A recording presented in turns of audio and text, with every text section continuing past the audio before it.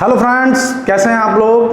देखिए, जैसा हम पहले से डिस्कस करते हुए आ रहे हैं कि हमने सबसे पहले अकाउंट्स में 3 चैप्टर्स किए, देन बिजनेस स्टडीज़ में 3 चैप्टर्स किए और आज हम न्यू स्टार्ट कर रहे हैं इकोनॉमिक्स। दैट मीन्स इकोनॉमिक्स में अब हम एक यूनिट कंप्लीट करेंगे और उसके बाद फिर हम अकाउंट फेस को दोबारा से स्टार्ट करेंगे। लेकिन हमारा जो कंसेप्ट है वो यही है कि हम टॉपिक टू टॉपिक कंप्लीट कराते हुए चल रहे हैं। यानी कि हमने अकाउंट में जो स्टार्ट कराया आपको NPO, not for profit organisation, and then we have start the company को हम फिर कुछ वीडियोस लेकर उसको क्लोज करेंगे, क्योंकि कंपनी को मैंने बेसिक समझाया था। उसके बाद हमें उसमें और टेक्निकल वर्ड्स को, टेक्निकल क्वेश्चंस को उसमें सॉल्व करना है, जिससे कि हम कंपनी अकाउंट्स के पूरे कंसेप्ट को समझेंगे। इसके बाद हमने बिजनेस स्टडीज़ में हमारे लिए 3 चैप्टर्स ले लिए। इसके बाद अब हम स्टार्ट कर रहे हैं 11th और 12th दोनों के लिए इकोनॉमिक्स। तो इकोनॉमिक्स का कंसेप्ट हम स्टार्ट करने जा रहे हैं।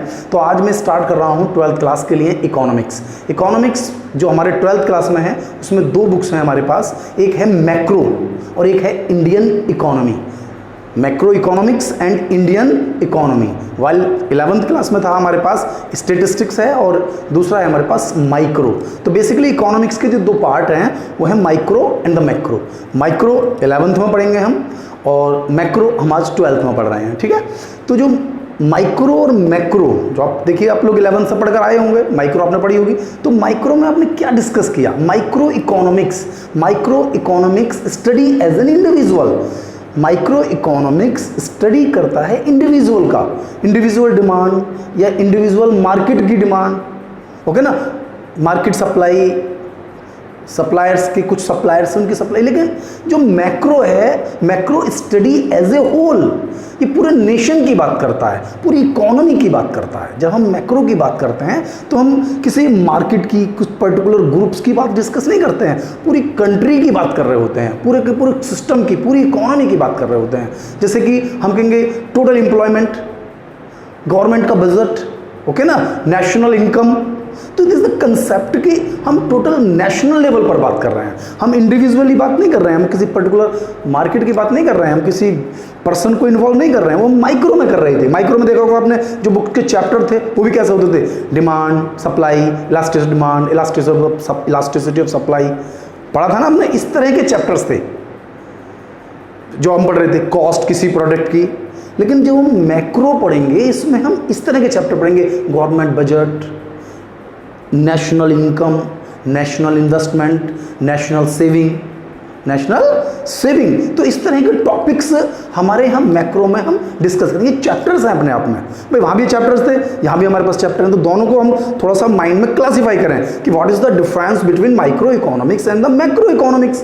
तो micro economic study as a individual where we study for the demand, supply, okay na, consumer equilibrium, producer equilibrium, cost, revenue, such types of things, market equilibrium.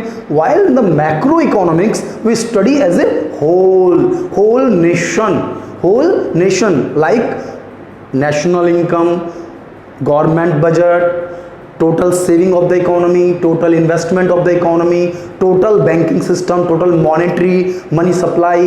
There's the points which are based on the total economy that goes to the macroeconomics. तो आज हम discuss कर रहे हैं अपने यहाँ macro economics के first chapter introduction, ठीक है। यहाँ पर हम नेशनल इनकम को पढ़ रहे हैं। किसको पढ़ रहे हैं? नेशनल इनकम हमारी फर्स्ट यूनिट है, नेशनल इनकम। और मैं आपको बता दूं कि इकोनॉमिक्स की जो 12th क्लास है उसकी जान है।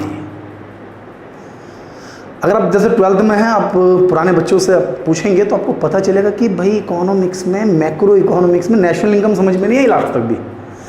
फिर मैंने आपसे कहा कि टॉपिक को समझने के लिए ज़रूरी है कि हम उसके जो बेसिक टेक्निकल पॉइंट्स हैं उनको किस तरीके से, किस एटीट्यूड में पढ़ते हैं, ओके ना। कि यदि हम उसको बिल्कुल कंसेप्चुअल पढ़ते हैं तो कोई मिस्टेक होगी ही नहीं, और जब मिस्टेक होगी ही नहीं तो हम प्रॉब्लम में आएंगे ही नहीं। तो यहाँ पर आपको जो समझना है, तरीके से ध्यान देना है भाई नेशनल इनकम के लिए। लेकिन उस तक पहुँचने के लिए हमें पहले उसके बेसिक जो लेक्चर्स हैं स्टार्टिंग के उन्हें पूरा करना होगा। इसमें हमारे पास 4 चैप्टर हैं, जिसमें हम सबसे पहले आपको ले रहे हैं first chapter, circular flow of income. Income का फ्लो यानी फ्लो समझते हैं आप। तो सबसे पहले तो मैं आपको फ्लो को समझा दूं कि what do you mean by the flow. एक होता है फ्लो, एक होता है स्टॉक। फ्लो समझते हैं ना, फ्लो मूव कर रहा है, फ्लो मूव कर रहा है। जैसे आप देखेंगे कि भी रिवर में जो वाटर है वो फ्लो कर रहा है, टंकी में वाटर है तो वो स्टॉक रखा हुआ है। तो flow and the stock, flow के अंदर हमारे पास कोई चीज़ कंटिन्यूटी में है, जबकि स्टॉक में वो रुका हुआ है। समझ रहे हैं ना? तो हम यहाँ पे जो पढ़ा रहे हैं सर्कुलर फ्लो ऑफ इनकम, इसमें मैं आपको बता रहा था कि फ्लो और स्टॉक, फ्लो और स्टॉक में क्या डिफरेंस है, समझ में आई ना? तो क्या दो वर्ड यूज किए मैंने अभी आपके लिए, फ्लो और stock, flow and stock. Flow क्या है, स्टॉक क्या है? स्टॉक एक particular point of time, particular point of time पर क्या है हमारे पास। जैसे मेरे गोडाउन में इस समय इतना गुड्स था, तो that is the particular point of time पर जो एक क्वांटिटी है, दैट्स कॉल्ड स्टॉक। क्या कहलाएगा वो? स्टॉक। और फ्लो क्या बताएगा? इस पीरियड में कितना गुड्स आया और कितना गुड्स गया, है ना? फ्लो, फ्लो क्या बता रहा है? फ्लो जो है पूरे पीरियड को बता रहा है, और स्टॉक एक पर्टिकुलर टाइम को बता रहा है। क्लियर हुआ? स्टॉक और फ्लो में क्लियर। अब दूसरा बता देता हूं मैं, जो स्टॉक होता है उसमें टाइम डायमेंशन नहीं होता, जबकि फ्लो में होता है टाइम डायमेंशन, टाइम डायमेंशन। अब दूसरे तरीके समझते हैं, स्टॉक है रुका हुआ। स्टॉक क्या है? रुका हुआ, स्टैटिक। क्या है स्टॉक?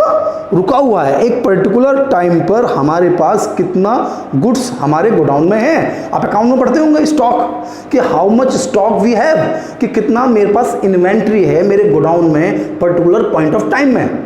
अगर वो आप कुछ समय बाद देखेंगे तो वो ज़्यादा भी हो सकता है, कम भी हो सकता है। भाई आपने सेल कर दिया, कम हो गया, परचेज कर लिया, वो इंक्रीज हो गया तो फ्लो हो जाता, और पर्टिकुलर पॉइंट ऑफ टाइम में कहा तो स्टॉक हो गया। समझ में आया ना?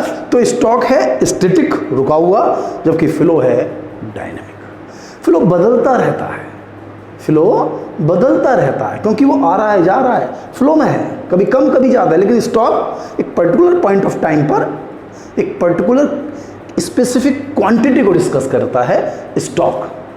क्लियर हुआ हमारे पास? What do you mean by the stock? What do you mean by the flow?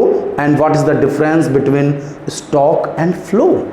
Basically कभी कभी क्वेश्चन पूछ लेता है हमसे, केस स्टडी आ जाती है। केस स्टडी इकोनॉमिक्स में बहुत ज़्यादा नहीं आती है, लेकिन फिर भी क्वेश्चन को पूछ लेते हैं कि there is a particular things is the stock और फ्लो। जैसे हम कहेंगे टैंक में वाटर स्टॉक है, रिवर में वाटर फ्लो है, कंट्री की पॉपुलेशन एक पर्टिकुलर पॉइंट ऑफ टाइम पर स्टॉक है, पॉपुलेशन ग्रोथ फ्लो है, मेरी इनकम फ्लो है, इनकम होती रहेगी, फ्लो है, मेरे पास मेरी प्रॉपर्टी स्टॉक है। तो स्टॉक और फ्लो को डिफरेंस को समझना होगा। जो पर्टिकुलर पॉइंट ऑफ टाइम पर है वो स्टॉक है, जो चेंजिंग मूवमेंट में है वो फ्लो है। इनकम है वो तो चेंज हो रही है, आ रही है, जा रही है। तो क्या है इनकम? इनकम फ्लो है, क्योंकि वो मेरे स्टॉक को बढ़ा देगी, जबकि मेरी जो प्रॉपर्टी है वो मेरा स्टॉक है। तो स्टॉक और फ्लो को हम समझ रहे हैं। इसके बाद मैं आपको बताना चाहता था कि जब हम सर्कुलर फ्लो को पढ़ेंगे तो हम पहले इसके फेसेस को पढ़ लें। क्या पढ़ लें? इसके फेस। कि सर्कुलर फ्लो के हमारे पास होते हैं 3 फेस। जनरेशन फेस, यह है हमारा स्टार्टिंग का फेस, फर्स्ट फेस, ऐसे भी कहते हैं ना, generation face, first face, production face, जहाँ पर प्रोडक्शन होता है, प्रोडक्शन होता है। एक तरह से ये हमारी रियल फ्लो का पार्ट है। मैं आपको थोड़ा समझाना चाहूँगा कि रियल फ्लो क्या है। ध्यान देना, रियल फ्लो क्या है? ये रियल फ्लो। रियल फ्लो में हमारे पास 2 चीज़ें हैं, एक है फर्म, एक है हाउस होल्ड। हाउस होल्ड समझते हैं ना, फर्म समझते हैं ना। हाउस होल्ड इकोनॉमी में जो लोग हैं, पर्सन्स हैं, फर्म जो प्रोडक्शन कर रही हैं। क्या कर रही हैं? प्रोडक्शन। तो जो हाउस होल्ड है ये फर्म को कुछ अवेलेबल करा रहा है। क्या करा रहा है भाई? लैंड प्रोडक्शन के लिए, लेबर, लैंड, लेबर, कैपिटल और इंटरप्रेन्योर। लैंड, लेबर, कैपिटल और इंटरप्रेन्योर कहाँ से आएंगे भाई? इकोनॉमी में फर्म चला रही है, फर्म प्रोडक्शन करती है, प्रोडक्शन कहाँ से होता है?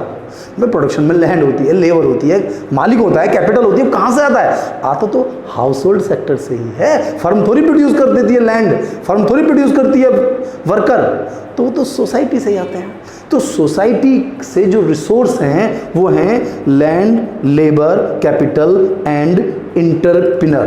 तो लैंड, लेबर, कैपिटल और इंटरप्रेन्योर के थ्रू जो फर्म होती है, जो प्रोडक्शन करती है, उसे हम कहते हैं जनरेशन फेज। क्या कहते हैं? First phase generation phase. Clear है मेरे बात? अब हमारे पास जो फर्म है, फर्म इसके बिहाफ पर हाउस होल्ड को पेमेंट करेगी। क्या करेगी? पेमेंट करेगी।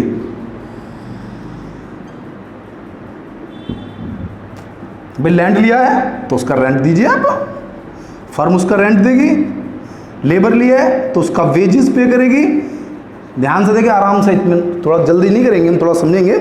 For the land we have to pay rent, for the labor we have to pay the wages, for capital we have to pay interest, okay, for the entrepreneur he received profit।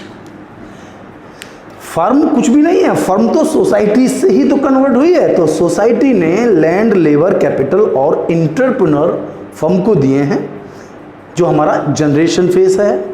Distribution phase में firm जिस चीज़ से production किया है उस amount को public को distribute करेगी rent, wages, interest और प्रॉफिट के फॉर्म में, प्रॉफिट के फॉर्म में। क्लियर है ना भाई? अगर हाउस होल्ड फर्म को ये देगा तो फर्म को पे तो करना है ना, तो पे इस फॉर्म में करेंगे। इसे हम कहते हैं डिस्ट्रीब्यूशन फेज। क्या कहते हैं? Distribution phase. उसके बाद जो हाउस होल्ड है, क्या करता है house hold?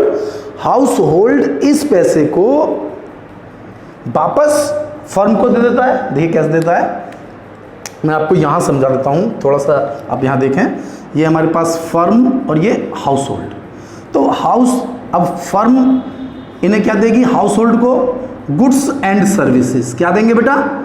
Goods and services पे करेंगे ना भाई। फर्म ने तो कुछ बनाया होगा, फर्म ने लैंड, लेबर, कैपिटल और इंटरप्रेन्योर को इकट्ठा करके कुछ प्रोड्यूस किया है, वो गुड्स और सर्विसेज। वो goods and services firm house hold को दे देगी। तो गुड्स एंड सर्विस किसे पहुंची? हाउस होल्ड पर। तो जो हाउस होल्ड को जो पेमेंट मिला था, ध्यान है, पेमेंट मिला था, क्या मिला था? रेंट, वेजेस, इंटरेस्ट और प्रॉफिट के रूप में जो कलेक्शन हुआ था उसका पेमेंट फर्म को कर देंगे। ठीक है ना? Monetary payment. ठीक है बेटा? Payment of goods and services. ध्यान से देखिए, कुछ चीज़ें मैं बता रहा हूँ बहुत इंपॉर्टेंट है, टिपिकल बिल्कुल नहीं है। सर्कुलर फ्लो पढ़ रहे हैं, फ्लो आ रहा है जा रहा है। तो इसके अंदर फ्लो में मैंने आपको पहले तो बताया कि फ्लो और स्टॉक के डिफरेंस को आप समझें। इसके बाद मैंने आपको जनरेशन फेज बताया। जनरेशन फेज में house hold land, labour, capital, entrepreneur firm को देता है, जिसके through firms goods and services को प्रोड्यूस करती है। ठीक है? सेकंड फेज है डिस्ट्रीब्यूशन। तो जो प्रोडक्शन हुआ है उसके लिए रेंट, वेजेस, इंटरेस्ट और प्रॉफिट डिस्ट्रीब्यूट किया जाता है हाउस होल्ड को। तो ये हो गया rent, wages, interest and profit. ये हो जाता है मेरा डिस्ट्रीब्यूशन फेज। और थर्ड फेज होता है जो अमाउंट आया उसको डिस्पोजिशन कर दिया, खर्च कर दिया, यूज कर दिया। भाई डिस्पोज भी तो होगा, आप कमा रहे हैं, खर्च भी तो हो रहा है, तो डिस्पोज हो रहा है। Third phase disposition phase. तो यहां पर क्या है? हाउस होल्ड जैसे वो रेंट, वेजेस, इंटरेस्ट और प्रॉफिट हुआ था वो वापस फर्म को पेमेंट करेगा। किस फॉर्म में? कि गुड्स एंड सर्विसेज जो फर्म ने हाउस होल्ड को दी थी। फर्म ने हाउस होल्ड को जो गुड्स एंड सर्विसेज दी थी उसके एक्सचेंज में, जैसे फर्म ने हाउस होल्ड को इन सब चीज़ों के एक्सचेंज में ये पे किया, ऐसे ही हाउस होल्ड गुड्स और सर्विसेज जो फर्म हमें दे रही है, ठीक है, उसके रिवार्ड में फर्म को पे कर रही है। तो ये हो गया मेरा 3 फेज। अब अगर हम बात करें कि हमारे पास सर्कुलर फ्लो 2 तरह का है, एक रियल फ्लो और एक है मनी फ्लो। केवल सर्विसेज की बात करें तो रियल फ्लो, उसमें मनी को इंक्लूड कर दें तो मनी फ्लो। जैसे देखिए house hold land, labour, capital और इंटरप्रीनर फर्म को दे रहा है तो that is the part of real flow, that is the part of real flow. इसके साथ फर्म भी तो हाउस होल्ड को दे रहा है क्या, goods and services, goods and services. तो ये क्या है, रियल फ्लो। अब मॉनेटरी फ्लो लें तो इसके बदले में फर्म ने ये पे किया और हाउस होल्ड ने ये पे किया। तो मैं आपको दोनों पार्ट में एक साथ बनाकर दिखाता हूं कि किस तरीके से हम इन दोनों को कवर करेंगे। ठीक है, मैं दोनों को एक साथ ले लेता हूं आपके लिए, देखिए यहां पर समझिए आप। ये हुआ फर्म, ये हुआ हाउस होल्ड। हाउस होल्ड ने यहां दिया लैंड, लेबर, कैपिटल और इंटरप्रीनर, ठीक है। और फर्म ने हाउस होल्ड को दिया गुड्स एंड सर्विसेज, यही तो होगा। तो दैट्स कॉल्ड रियल फ्लो, इसमें मनी इंक्लूड नहीं है। अब अगर ये दो पॉइंट ना लें, केवल मनी को इंक्लूड करें, यानी कि फर्म ने हाउस होल्ड को दिया, क्या दिया, लैंड के लिए रेंट दिया, लेबर के लिए वेजेस दिया, कैपिटल के लिए इंटरेस्ट और ऑनर के लिए, इंटरप्रीनर के लिए प्रॉफिट। तो फर्म ने दिया तो ये क्या चल रहा है, मनी फ्लो। उसमें से ये दो हट जाएंगे, ना गुड्स एंड सर्विसेज लेंगे ना इसे लेंगे।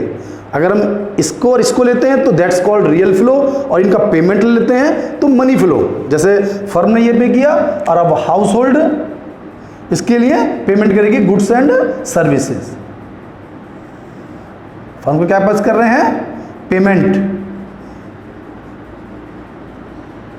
फॉर जो गुड्स और सर्विसेज लिए थे अभी, गुड्स एंड सर्विसेज। ध्यान से देख लिए, कोई ज़्यादा बहुत टेक्निकल नहीं है, कंफ्यूज नहीं होना है। दो सेक्टर हैं, house hold firm, house hold firm. Real flow में एक रियल फ्लो है, एक मनी फ्लो है। रियल फ्लो में केवल जो हमारा हाउस होल्ड और फर्म, हमने इधर फर्म लिया था ना, फर्म और इधर लिया था हाउस होल्ड। तो फर्म, हाउस होल्ड ने फर्म को और फर्म ने हाउस होल्ड को लैंड, लेबर, कैपिटल और इंटरप्रीनर, और इधर goods and services. Money flow देखेंगे तो फर्म और हाउस होल्ड, फर्म ने हाउस होल्ड को पे किया रेंट, इंटरेस्ट, प्रॉफिट और क्या था, रेंट, वेजेस, वेजेस रह गया ना, वेजेस। जबकि हाउस होल्ड ने फर्म को पे किया जो गुड्स एंड सर्विसेज का पेमेंट है, payment for goods and services, payment of goods and services. तो ये हो गया हमारे पास क्या, ये पहला रियल और ये मनी फ्लो, और दोनों को एक साथ ही जोड़ दिया तो ये कहलाता है सर्कुलर फ्लो।